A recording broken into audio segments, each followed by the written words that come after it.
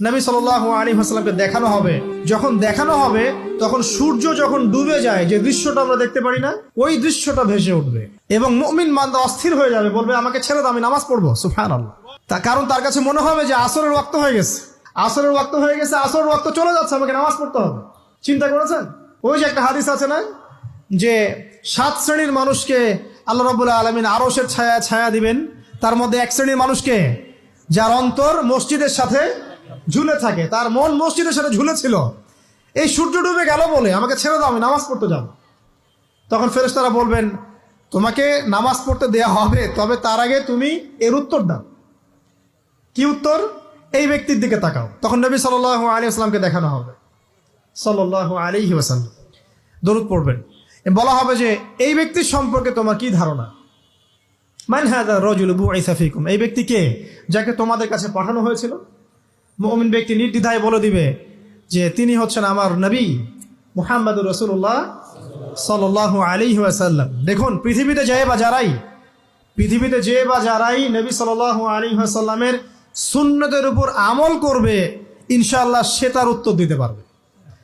দুনিয়াতে যারা নবীর সুন্নতের 5 পয়সা পরোয়া করছে না, তার আদর্শের 5 পয়সা দাম দিচ্ছে না, তারা কোশ্চিনকালে উত্তর দিতে পারবে না। নাম হতে পারে আব্দুর রহমান, আব্দুর রহিম, নবীর সুন্নতের ধার ধারে না, তারা উত্তর দিতে পারবে না। তো নবীর সুন্নতের গুরুত্ব কত গভীর, এটা আমাদেরকে এখান থেকে বুঝতে হবে। তাই প্রিয় যুবক ভাইরা, মুসলিম ভাইরা, আমাদের জীবনটাকে নবীর আদর্শ এবং সুন্নতে ঢেলে সাজাতে হবে। সকাল থেকে সন্ধ্যা পর্যন্ত প্রতিটা কাজ করবো কার তরিকায়? রাসূলের তরিকা। নামাজ পড়বো তার তরিকায়, রোজা, সিয়াম, হজ, যাকাত, আমল, মুআমালাত, আখলাক সব কার তরিকায়? নবী সাল্লাল্লাহু আলাইহি ওয়াসাল্লামের তরিকা অনুযায়ী ইনশাআল্লাহ। আল্লাহ পাক তৌফিক এনায়েত করুন, আমিন।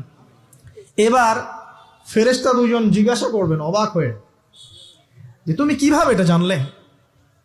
তুমি কিভাবে এই 3টা প্রশ্নের উত্তর দিতে পারলে? কারণ বেশিরভাগ মানুষ তো উত্তর দিতে পারবে না, বেশিরভাগ মানুষই এই উত্তর দিতে পারবে না। কারণ কিয়ামতের মাঠে 1999 জন মানুষ জাহান্নামে যাবে, নাউজুবিল্লাহ।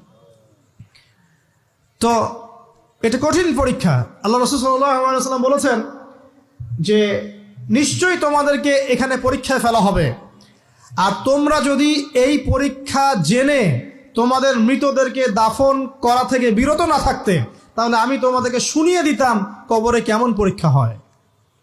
মানে যদি আমরা শুনতে পারতাম যে কবরে কেমন পরীক্ষা হয়, আমরা ভয়ে আমাদের মৃতদেরকে দাফন পর্যন্ত করতাম না। এটা নবীজি বলছেন সাল্লাল্লাহু আলাইহি ওয়াসাল্লাম। তাকে জিজ্ঞাসা করা হবে যে তুমি কিভাবে জানলে এটা? বেশিরভাগ মানুষ তো পারে না উত্তর দিতে।